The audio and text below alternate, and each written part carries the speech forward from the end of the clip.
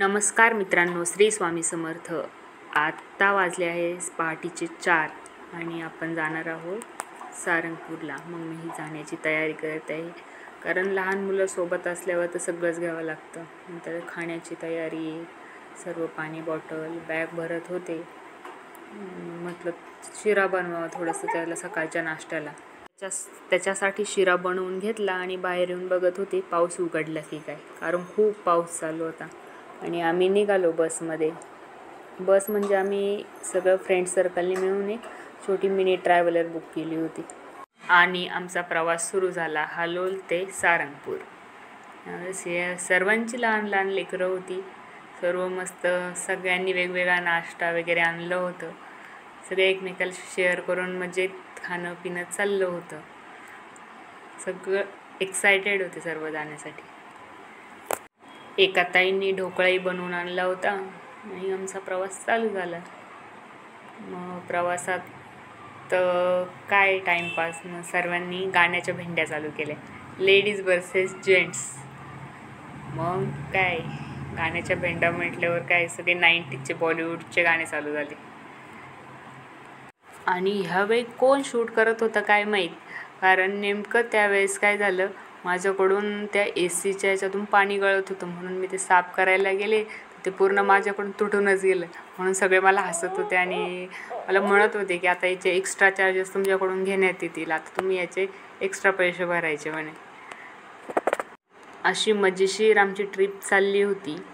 आणि खरं म्हणजे हे एक स्वामीनारायण मंदिर आहे. तरीही इथं स्वामीनारायण किंवा कृष्णाच्या मूर्तीला प्रथम देवता म्हणून पूजलं जात नाही, तर हनुमानाला प्रथम पूजलं जातं. आणि इथल्या हनुमानाला कष्टभंजन असं म्हणून ओळखलं जातं. बाहेर तर पाऊस चालूच होता. म्हटलं आता काय माहीत गेल्यावर दर्शन व्यवस्थित होतं की नाही, कारण सगळ्यांची लहान लहान मुलं सोबत होती. म्हटलं आता देवानीच बोलवलंय, देवच करेल. तर आम्ही आलो, ही मेन गेट, इथून एंट्री झाली आहे मंदिराची. बघा कसं हिरवगार सर्व छान दिसत होतं, मस्त पूर्ण. आणि इकडं आलो तर पाऊस बंद पण झाला. म्हटलं देवानीच आपलं ऐकलं. खूप कंटाळा आला होता प्रवासात. हे बघा इथली बिल्डिंग किती भव्य आणि सुंदर आहे. मंदिराकडे आलो तर खूप मोठी रांग लागलेली होती दर्शनासाठी. मग इथे लेडीज आणि जेंट्स बाजूबाजूला उभे राहिले दर्शनासाठी रांगेत. खूप लांबपर्यंत नजर पुरत नव्हती, एवढी लाईन होती. आणि आज रविवार होता, सुट्टीचा दिवस, त्यामुळं तर गर्दी कमीच नाही. मग आम्ही खूप वेळ इथे दर्शनासाठी वेटिंगला उभं राहिलो.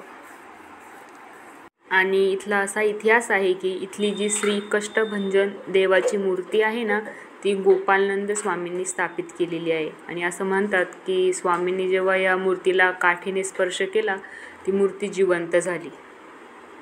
आमचंही मंदिराच्या गाभाऱ्यात नंबर लागला दर्शनासाठी. तर इतकी सुंदर आणि छान मूर्ती होती ना. आणि हे मंदिर खूप खास मानले जाते, कारण इथं हनुमानाबरोबर शनिदेव सुद्धा विराजमान आहे. आणि एवढंच नाही, तर इथं शनिदेव हे स्त्री रूपात हनुमानाच्या चरणाजवळ बसलेले आहे. याच्या मागं पण एक गोष्ट आहे पौराणिक. ती म्हणजे पुरातन काळात शनिदेवाचा खूप प्रकोप वाढला होता लोकांवर. दुःख आणि अडचणींना लोकांना खूप सामोरे जावं लागत होतं. मग शनिदेवापासून मुक्ती मिळवण्यासाठी भक्तांनी हनुमानाकडे प्रार्थना केली. आणि भक्तांचे दुःख ऐकून हनुमान क्रोधित झाले शनिदेवावर आणि त्यांनी शनिदेवाला दंड करण्याचा निर्णय घेतला. आणि शनिदेवाला हे समजताच शनिदेव खूप घाबरले आणि हनुमानाच्या क्रोधापासून दूर राहण्यासाठी ते उपाय शोधला. आणि शनिदेवाला माहीत होतं की हनुमान हे बालब्रह्मचारी आहे आणि ते स्त्रियांवर हात उचलत नाही. यामुळे शनिदेवाने हे स्त्री रूप धारण केले आणि हनुमानाच्या चरणाजवळ बसून क्षमा मागू लागले. तेव्हापासून आजपर्यंत या मंदिरात शनिदेव हनुमानाच्या चरणाजवळ स्त्री रूपातच आहे. आणि भक्तांचे कष्ट दूर केल्यामुळे या मंदिराला कष्टभंजन हनुमान म्हणतात. आमचं दर्शन घेऊन झालं आणि आम्ही शेजारच्या स्वामीनारायण मंदिरात आलो. तर इथलं मंदिर इतकं छान, सर्व मंदिर हे फुलांनी सजवलेलं आहे. म्हणजे ओरिजिनल नाही आहे, प्लास्टिकची, पण सुंदर छान. हे बाळकृष्णाला असं आपण दोरीने असं हलवू शकतो, म्हणजे झोका देऊ शकतो. सर्व ठिकाणी मंदिराच्या चारही बाजूनी बालकृष्णाचे असे पोस्टर लावलेले, ते आपल्याला त्याला दोरी पण दिली आहे, आपण त्याला हलवू शकतो, म्हणजे झोका देऊ शकतो. सुंदर असं इतकं छान आणि प्रसन्न वाटत होतं ना. सर्वत्र फुलं असं सुशोभित केलेलं होतं ना मंदिर. आणि इथंही खूप भाविकांची गर्दी होती. हनुमान दादांचं दर्शन घेतल्यानंतर सर्व भाविक ह्या मंदिरात दर्शनासाठीही येतातच. मग खूप मोठी लाईन होती ती लाईन दर्शनासाठी. कारण आणखी पुढं तर मेन स्वामीनारायणची मूर्ती बघा, इथं खूप दर्शनासाठी गर्दी होती. आणि इतकी छान, मी तर माझ्या आयुष्यात एवढी छान मूर्ती स्वामीनारायणची जी बालकृष्णाची बघितलेली नसेल. इतकी छान, माझं मन असं प्रसन्न झालं ते बघून. तुम्हालाही दाखवते. असं छान बघा, इथं तुम्हाला दाखवते ती इतकी छान आणि सुंदर. हे बाहेरचं डेकोरेशन हे बघा, इतकं छान यांनी फुलांनी सजवलेलं आहे ना सर्व. हे बघा इतकी मस्त. आणि ती कंटिन्यू तिला झोका हा हलतच असतो. किती छान मूर्ती आहे, मन प्रसन्न झालं. दर्शन झाल्यानंतर मग आम्ही पुढे इथे हनुमानजींना गुलाल वाहण्यासाठी गेलो. बघा इथे मूर्ती, इथे गुलाल वाहतो. भूक तर खूप लागली होती. ते संस्थान आहे, जेवणासाठी फ्री असतं. मग जेवण करण्यासाठी आलो. बघा सर्वजण इथं हाताने घेता येतं आणि देता पण. जेवण खूप छान होतं. आणि सात्विकलाही मोकळी जागा सापडली होती खेळण्यासाठी. मग मी इकडं मूर्तीकडे आलो. ही मूर्ती 54 फूट एवढी उंची आहे ह्या मूर्तीची. आणि मग आम्ही ते सर्वांनी मिळून फोटो काढले. आणि इथे एक खारुताई पण होती बघा ही झाडांमध्ये. सात्विकला दाखवली, त्याला खूप मज्जा आली. मग आम्ही सर्व तिची मज्जा बघत होतो, ती कशी खेळत होती.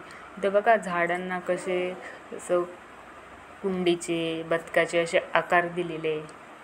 आणि ते त्यात तार गुंतवलेली आहे. तारेने अगोदर आकार दिला आहे. आणि मग आम्ही गेलो फोटो काढण्यासाठी. तर बैल आणि ते वगैरे सर्व होतं. आणि हा इथं प्रसाद घेतला सर्वांनी. माहिती आवडली असेल तर चॅनलला सबस्क्राईब करा आणि कमेंट करून जरूर करा, कारण तुमच्या एका कमेंटने आम्हाला खूप उत्साह येतो नवीन नवीन व्हिडिओ माहिती तुमच्यापर्यंत शेअर करण्यासाठी. व्हिडिओ शेवटपर्यंत बघितल्याबद्दल धन्यवाद. श्री स्वामी समर्थ.